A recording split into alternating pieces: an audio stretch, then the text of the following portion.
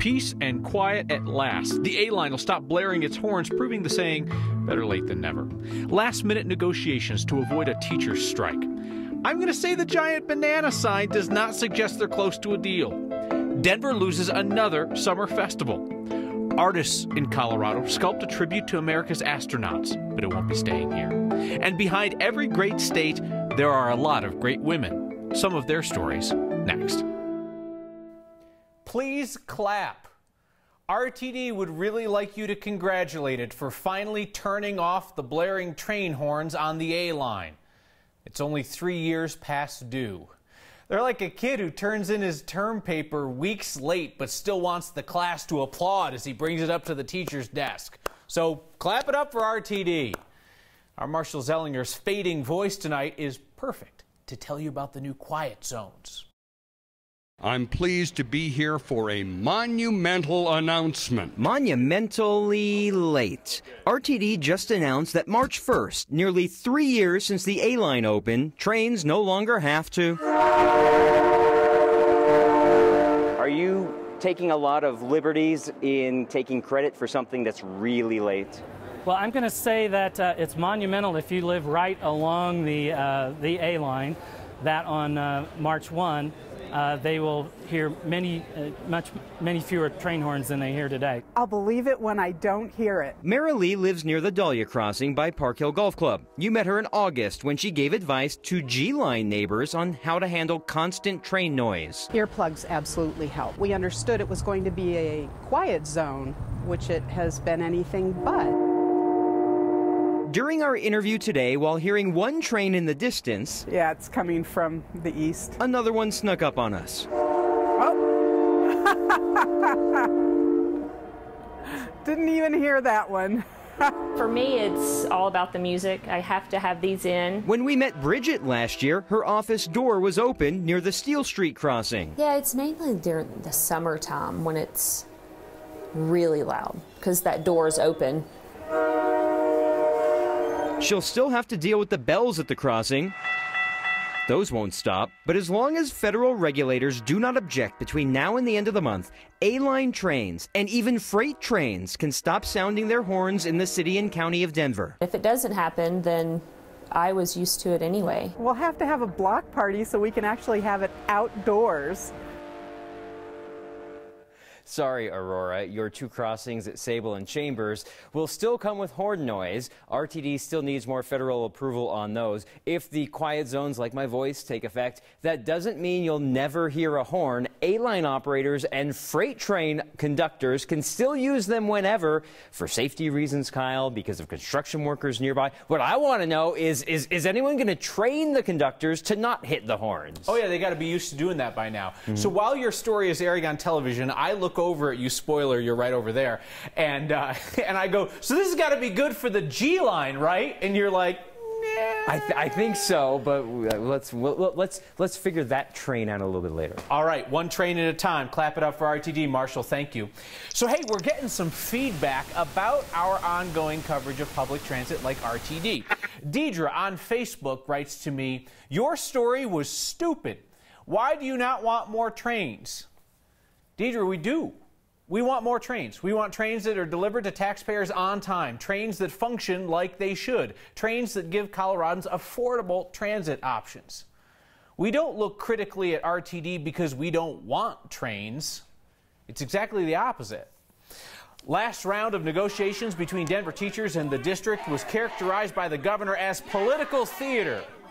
So this time tonight they brought out the banana and the monkey signs. DPS and its teachers are bargaining at this very moment. It's tough though to see how teachers settle for anything less than everything that they want because they have the ability to go on strike on Monday. Parents, prepare for Monday, when entering school means also crossing a picket line. What happens inside Denver schools during a strike, that'll vary by building. Principals are warning that students could be taught in large groups in auditoriums, gyms, and in hallways. Some schools will attempt to maintain normal schedules. Others won't. 1,400 district employees will be in the classrooms with students instead of teachers. The city of Denver says that rec centers and libraries will be open as always and will be especially ready to help families that choose to hold their kids out of school. The district is declining requests to allow journalists to see what happens inside the schools on Monday so that we can show you, the public. The district told the Denver Post that would be a disruption. To be very clear here, DPS actively welcomes the disruption of having journalists in school when there's something that they want the public to see. So in order to see what Monday looks like inside of DPS, we might just have to rely on the thousands of students with cell phone cameras. Next, viewers have shared their concerns about the 2 truck drivers who were stuck in jail in Oklahoma for weeks after they were arrested for drug trafficking on their way to Colorado. They insist they were carrying nothing more than legal hemp. 2 security officers who were with them bonded out weeks ago, but the drivers just didn't have the funds. Well, late tonight we learned they're out. Their lawyer says they were released on their own recognizance. That means that they did not have to post the $40,000 bond. They just have to promise to come back to court.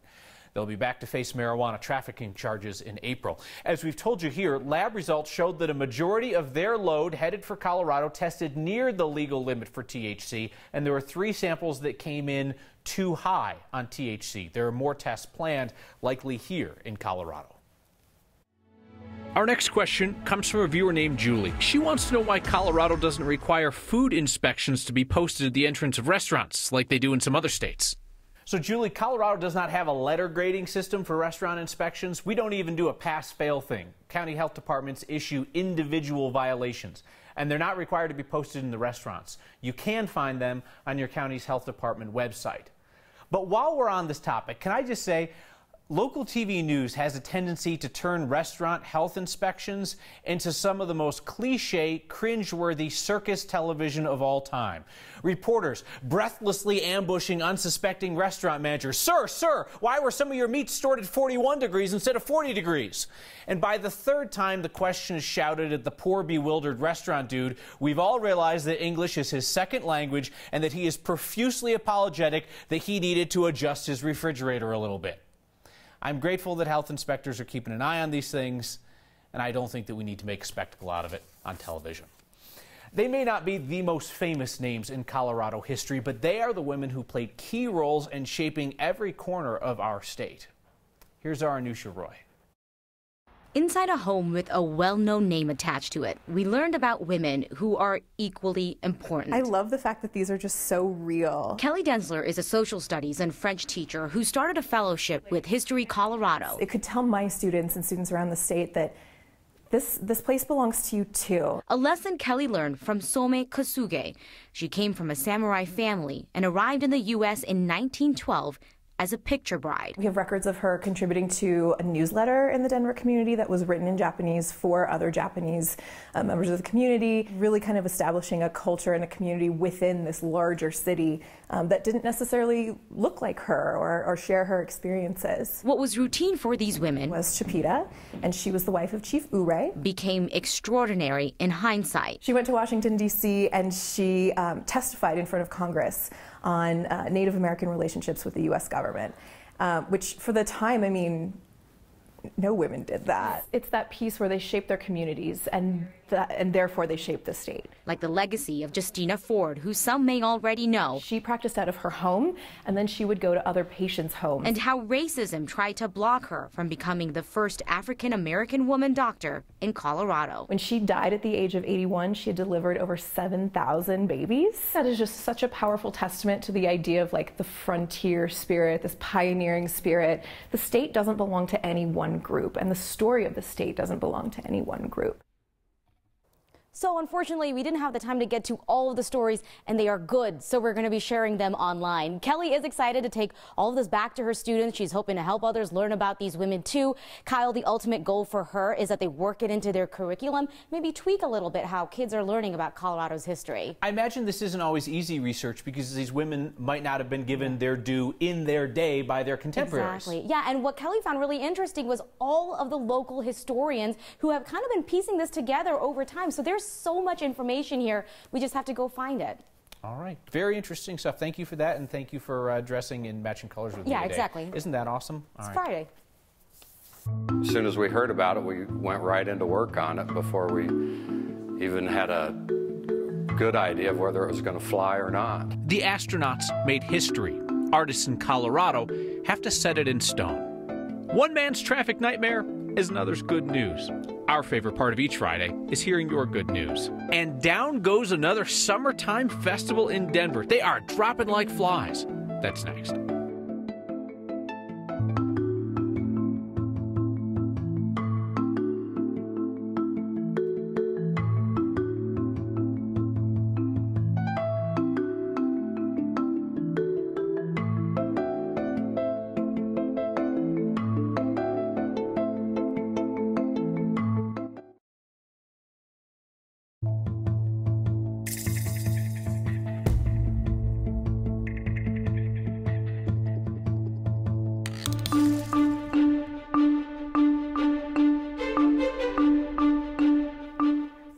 Breaking out of the deep freeze and just in time for the weekend. But it's clear and cold already in Denver. We've got another cold night to get through.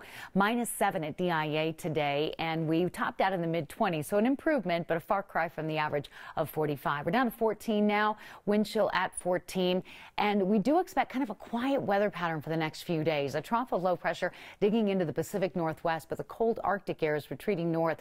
We do have wind chill advisories to the north of us, but here in Colorado, things are relatively calm and quiet. Late in the weekend, a piece of that California storm will bring snow to the high country. Here along the Front Range, we won't see snow until the middle part of next week. So good radiational cooling with a lot of snow cover tonight, but good travel for those of you headed to the high country to get into some of that powder. It should be amazing with a little additional snow coming into the mountains tomorrow afternoon. Clear, cold, and calm. Our low 14. Saturday morning with a southerly wind, we warm quickly, 43.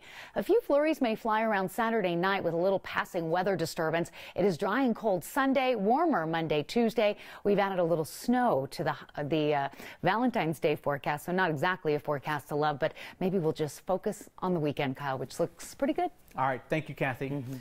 Denver's summer festival schedule is thinning faster than my hairline. Grandoozy is done for 2019 and maybe beyond. Then Velarama called it quits, and now we learned today the People's Fair is piecing out for 2019. That fair's been around since the 70s.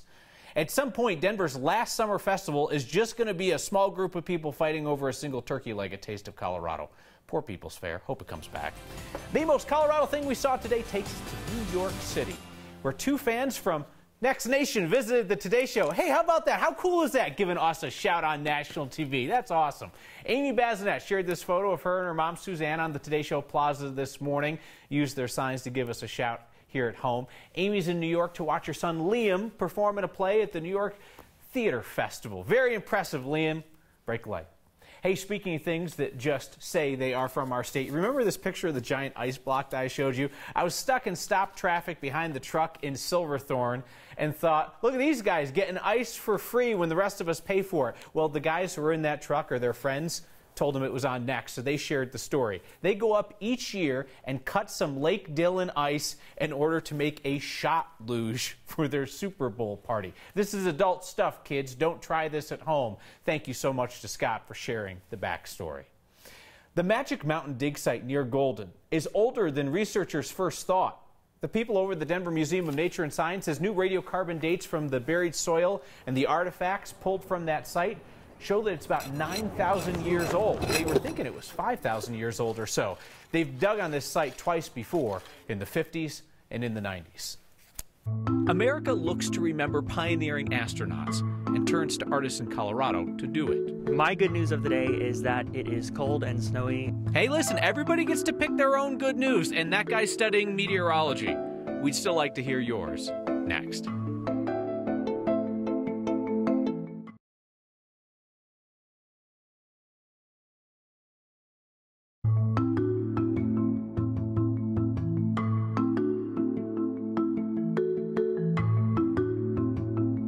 Caught me reading your tweets there. There's a little computer screen right down there. That's how I tweet with you.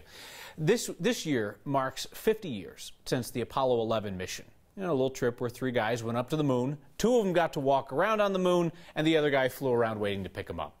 Now a few artists from Loveland have been commissioned to make a piece of art to help all of America celebrate that moment. Our Tom Cole learned this art is eventually headed for the Kennedy Space Center. Yeah, come on back. Here's a picture of a piece I did 30 years ago. You may not know him by name, but you probably have seen his work. My name is Mark Lundeen. I'm a sculptor from Loveland, Colorado. And this will go to Texas, Omaha, Nebraska, University of Illinois. His work can be found around the country. They are Da Vinci, they are Renoir, they are the greatest sculptors I've ever seen. Stephen Barber and his partner Tamara Henry liked the work so much they asked him to make these guys. I just see mankind forging ahead to explore and discover things that are, uncharted territory. That's what I see. The importance of this is monumental. The opportunity to inspire, the opportunity to educate is just, it's overwhelming. Stephen Barber is kind of a space junkie, and he feels this project was a calling of sorts. Space. My father worked for Apollo, he worked for Mercury, he worked for the Gemini program. So I've always had, space in my blood, and it seems like everything I did my entire life led me to this project. So Mark and his brother George, along with sculptor Joey Banner, will spend 6 months putting it all together. Each one of these astronauts will be 7 feet tall. They'll approximately weigh 400 pounds apiece. And they have a deadline of July 1st. I want these guys, they're looking up at the moon, and they're on their way. And I want people to, to feel a sense of pride. A sense of pride to the moon and back, and now from Loveland, Colorado to the Kennedy Space Center. It's a great honor to be part of this project. For Next, I'm Tom Cole.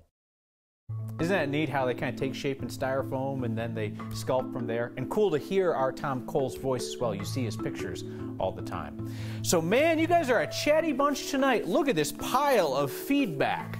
I'll share some of the best and your good news next.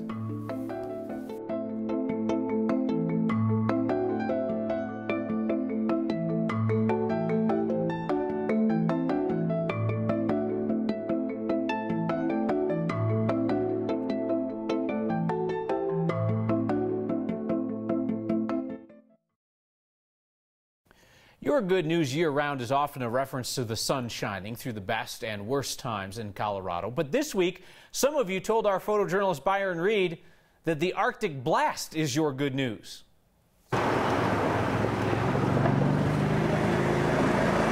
My good news of the day is that it is cold and snowy.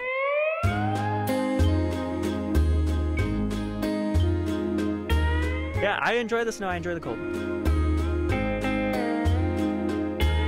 My good news of the day is that I get to fly to LA in a few hours to get to warm weather. It was about 60 degrees, but I heard it's 80 degrees now.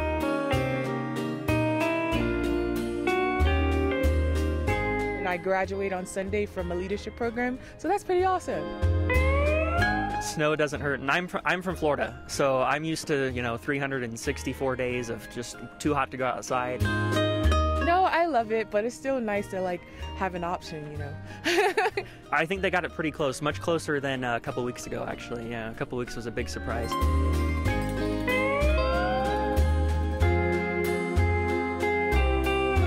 We were just hanging out and doing homework and decided that that wasn't really very fun, so we were doing a snowball fight now instead.